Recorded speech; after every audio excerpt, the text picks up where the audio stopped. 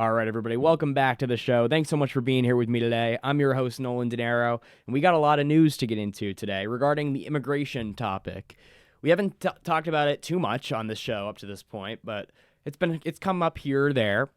And yesterday, there was a big event regarding immigration and political violence. There was a tragic shooting in Texas at an ICE facility in Texas. From all the available evidence, it seems like it was another left-wing radical who was attempting, apparently, to target ICE agents in Texas at this facility and seemingly missed, and he actually ended up hitting 3 detainees and killed one of them, tragically. And we're also going to touch on today the latest on the H-1B visa drama that's been going down in the administration. There was talks of a potential $100,000 annual fee that the Trump administration, per Howard Lutnick, were going to be charging companies that wanted to use foreign labor through the H-1B visa program. And now they've kind of redacted what they were saying. They've changed it up a bit, and it's not quite as good as what they were saying before. But we're going to get into all this and more today on the Quest for Clarity podcast. Americanism, not globalism. I am not a slave. I am a free citizen. There should be no Federal Reserve System. Only America first. End all of these wars. America is trying to play empire. We want everything released, and you're actively covering it up. It's not America first to be pushing our influence in areas where it shouldn't be. We're run by people that don't understand what they're doing and don't understand the ramifications of the policies they're enacting. That's an incredibly dangerous situation.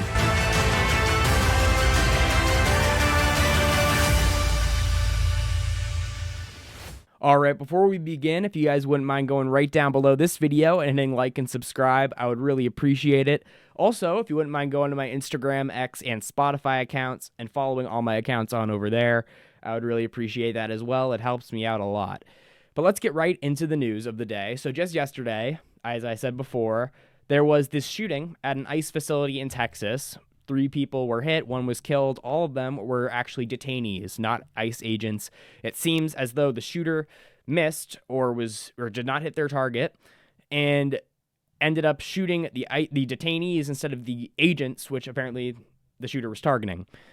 Now, there's some pieces of evidence, and most of them link this guy to most likely being a left-wing radical. There apparently are some notes that the police have found, that the FBI has found, that lead us to this conclusion.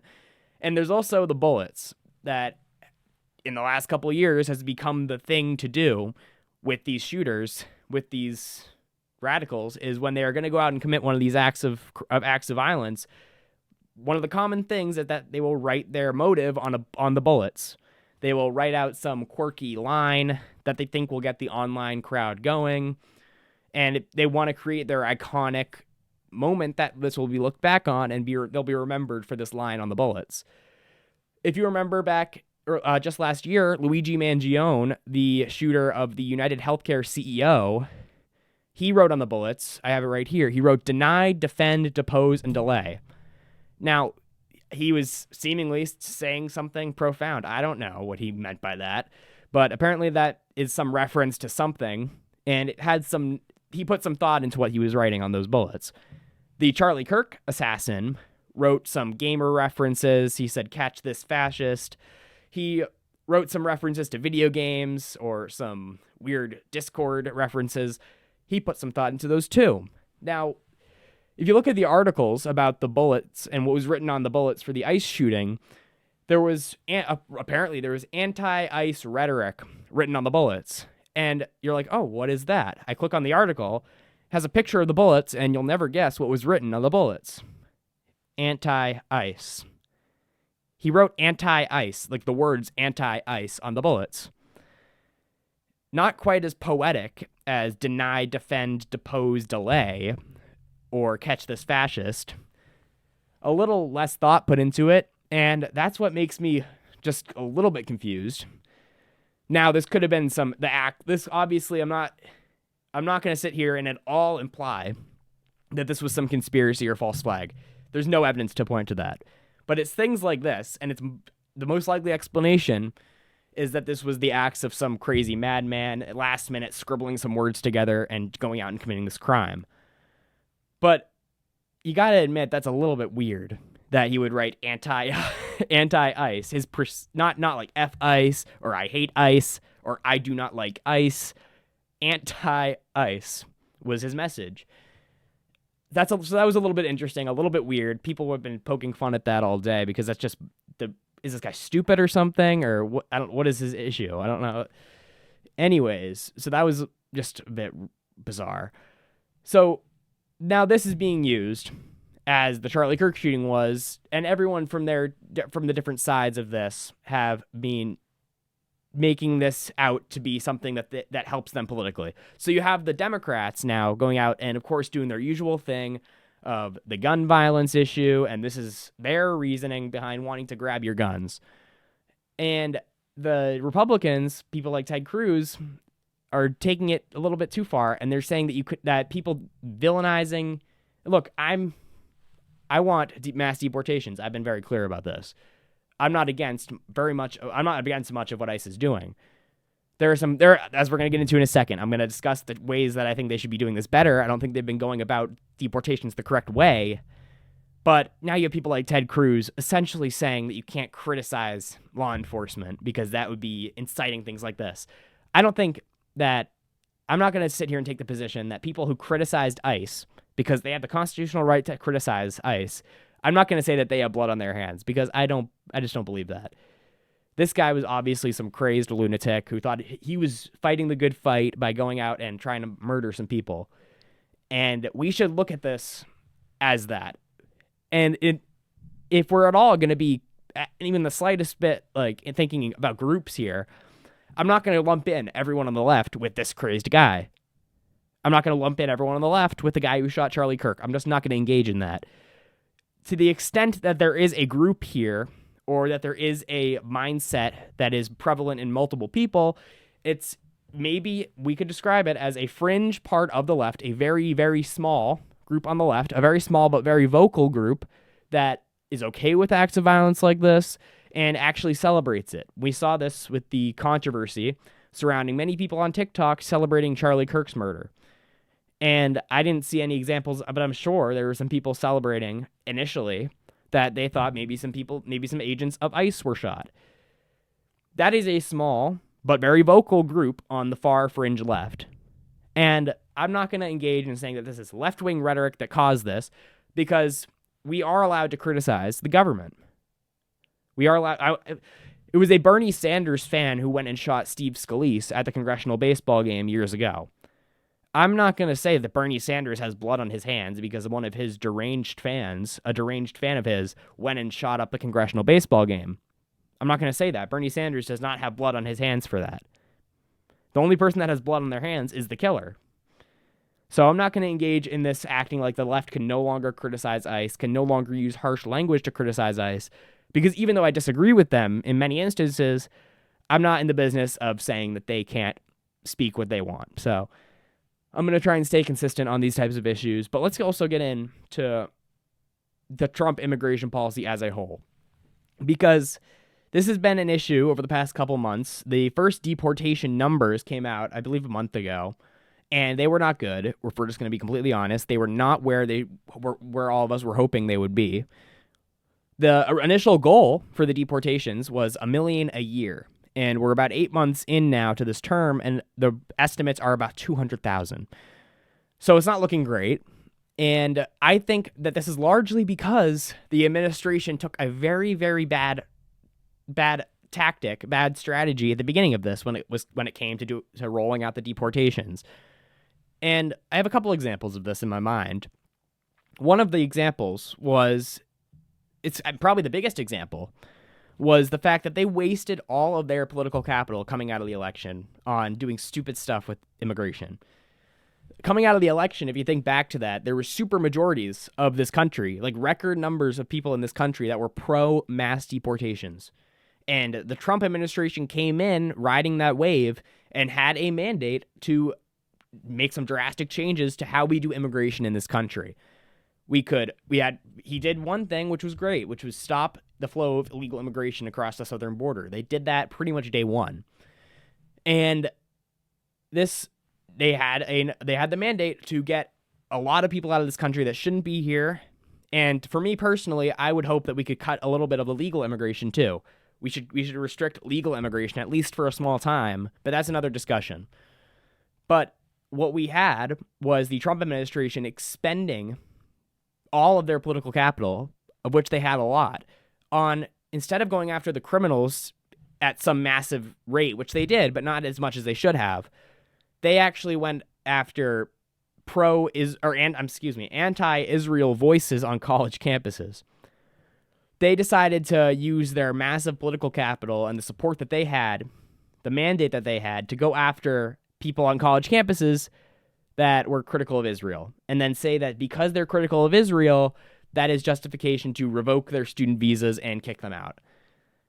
Like, what are we doing here, guys? That was, if we want to talk about the issues with illegal immigration, the biggest one is that, number one is that crossing the border illegally is itself a crime.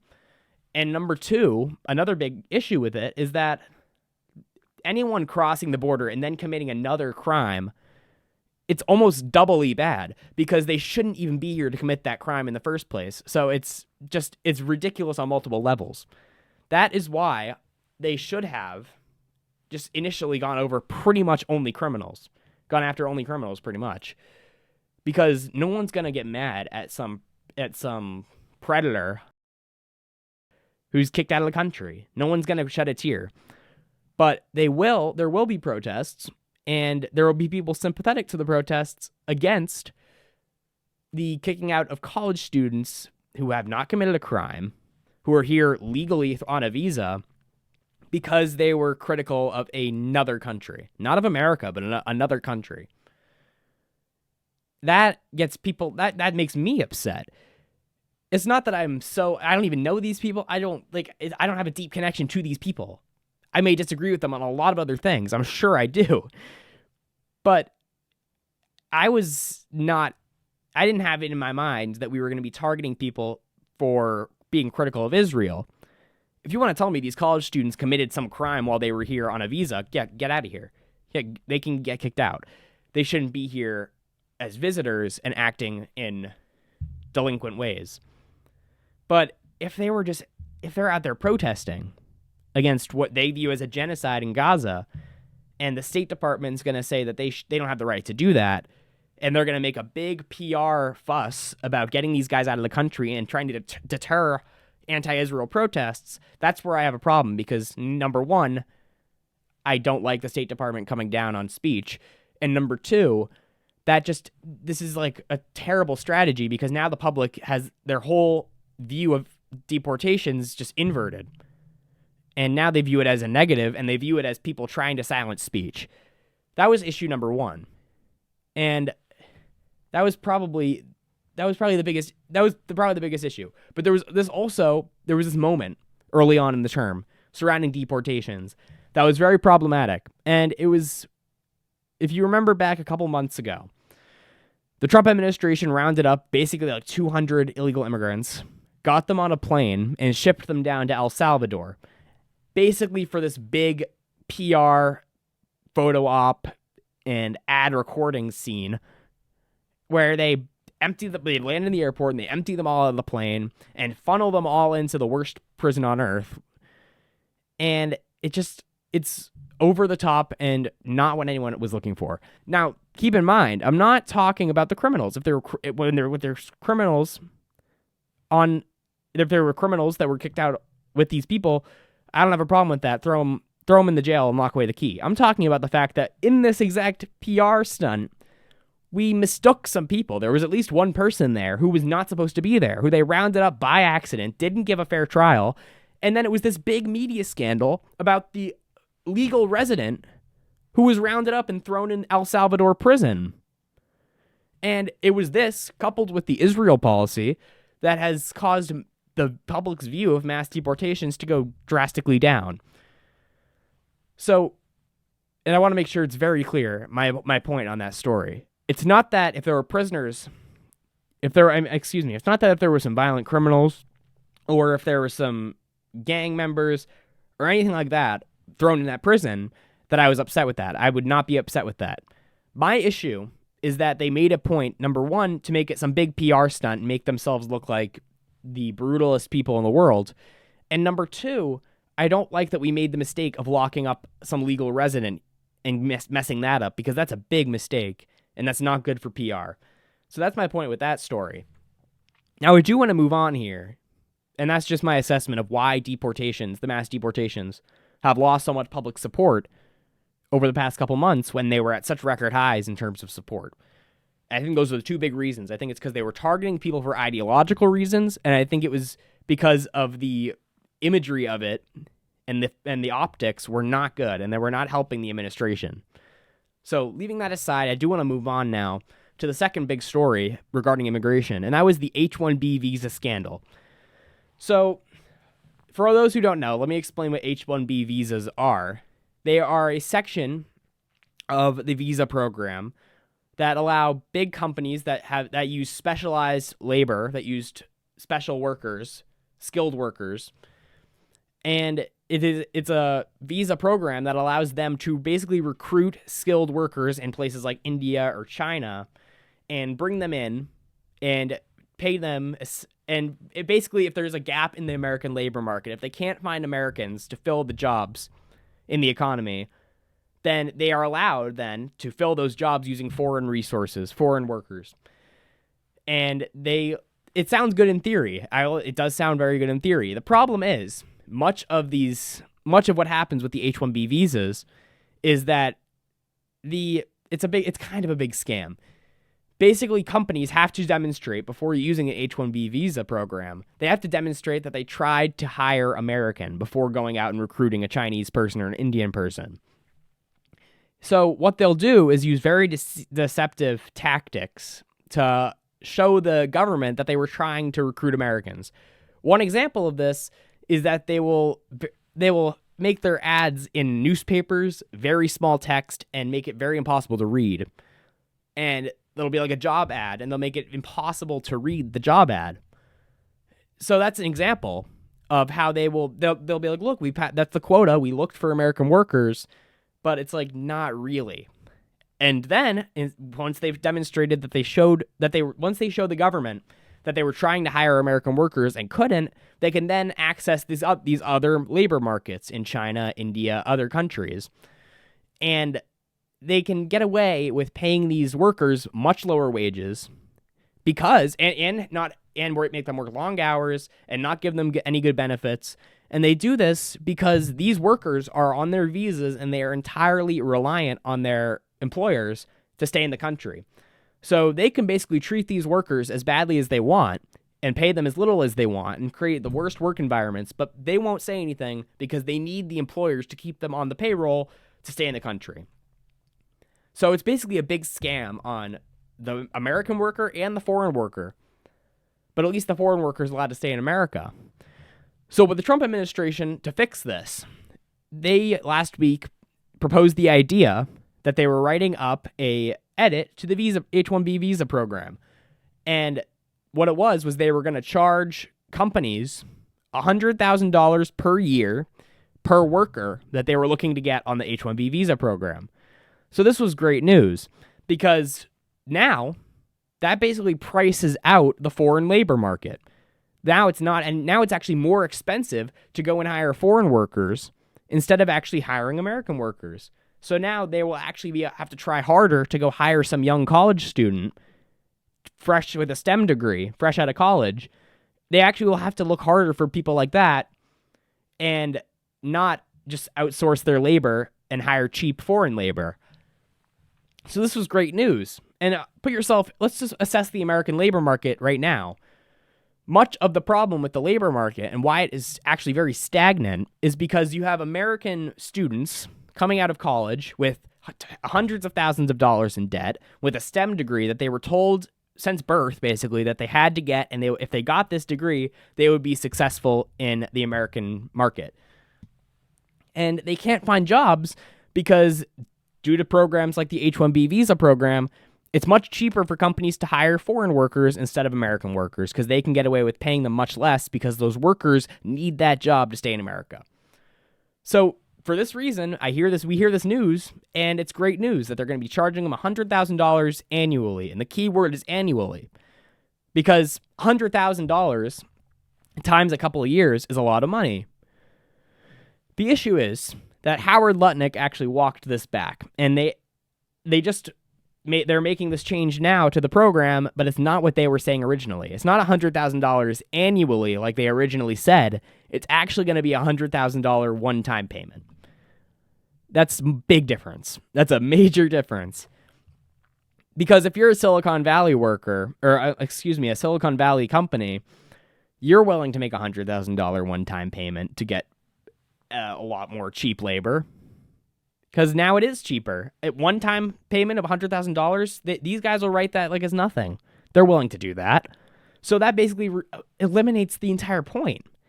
Because the whole point of the $100,000 annually is that now that's going to be $100,000 plus the salary, and that's much more expensive than it would be to hire an American worker. But now if it's a one-time payment, that just gets rid of that entire point.